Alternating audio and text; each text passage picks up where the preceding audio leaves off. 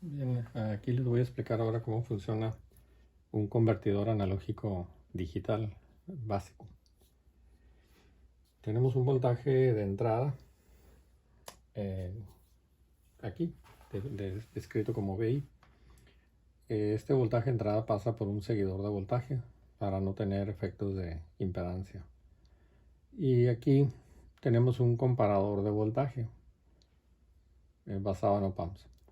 Este comparador de voltaje también recibe el voltaje de entrada y como voltaje de referencia está el tiempo que se va a tardar aquí en cargar este capacitor. Tenemos una red una fuente de corriente constante cargando a este capacitor para que genere una rampa. En el estado inicial ocurre que si consideramos que la Q es 0, entonces este oscilador no presenta ninguna frecuencia y la Q negada está en el estado 1. Entonces si partimos de eso, tenemos aquí un 0 y aquí tenemos una lógica alta. Como está en 1, pues este transistor está en saturación, por lo tanto presenta un voltaje colector-emisor de 0.1 volt o menos entre colector y emisor y tiene al capacitor descargado, por eso el capacitor está en este punto de 0 volts. La corriente constante sigue fluyendo, no representa un cortocircuito. Es una corriente constante que uno puede definir de 1 miliampere, 10 miliamperes.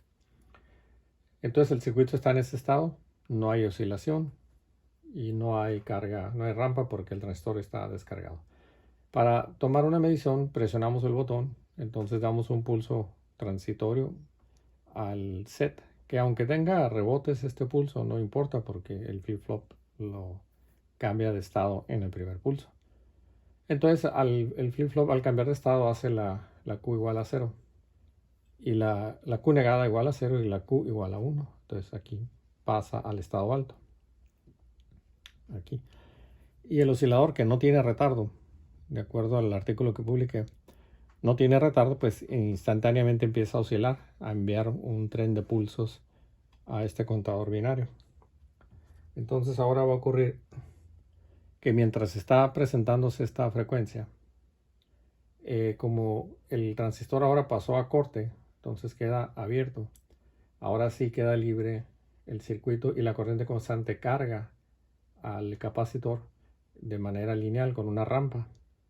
Cuando el voltaje de este capacitor por esta rampa es igual al voltaje de entrada, entonces este ya presenta un pulso y detiene el proceso, da un reset, la Q se hace 0 aquí y la Q negada se hace 1, entonces otra vez vuelve el transistor a descarga al capacitor instantáneamente y ahí se detiene el proceso. Entonces, ¿cómo es que funciona el convertidor? Pues que si el voltaje es pequeño, entonces la rampa va a durar menos tiempo, va a ser una rampa pequeña y por lo tanto se van a generar menos pulsos. Si el voltaje es grande, pues se va a tardar más en llegar al punto de voltaje de referencia. Es decir, se va a tardar más este voltaje de referencia en llegar al voltaje de entrada. Y es ahí cuando este se detiene. Entonces estamos viendo que el ancho de este pulso es proporcional al voltaje de entrada. Por lo tanto, la rampa también va a ser proporcional. Y el ancho de este pulso va a generar un tren de pulsos proporcional al voltaje de entrada. Y aquí vamos a tener una lectura digital en código binario. Entonces, este es un convertidor analógico digital que tiene sus bits de salida desde Q0 hasta QN con el LSB y el MSB.